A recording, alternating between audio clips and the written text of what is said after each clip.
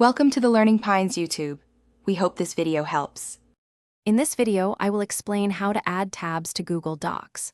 Google Docs has introduced a fantastic new feature, Document Tabs.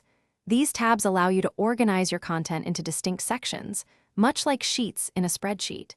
You can find this helpful tool in the far left menu of your document, making it simple to visualize and navigate your document structure.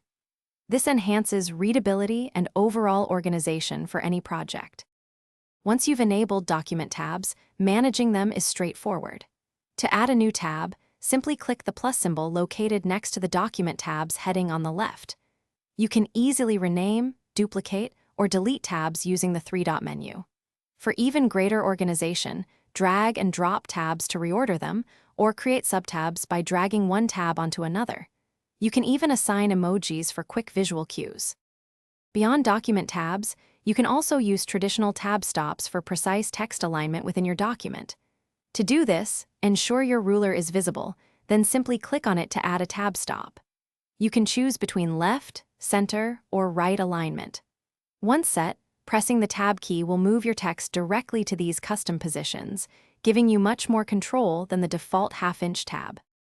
For structuring your paragraphs, mastering indentation is key. You can easily indent entire paragraphs using the increase or decrease indent buttons in the toolbar.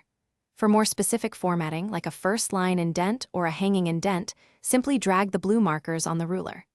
For precise control, navigate to the Format menu, then Align and Indent to access detailed options. Handy keyboard shortcuts also allow for quick adjustments. Thanks for watching. Consider subscribing if we helped you.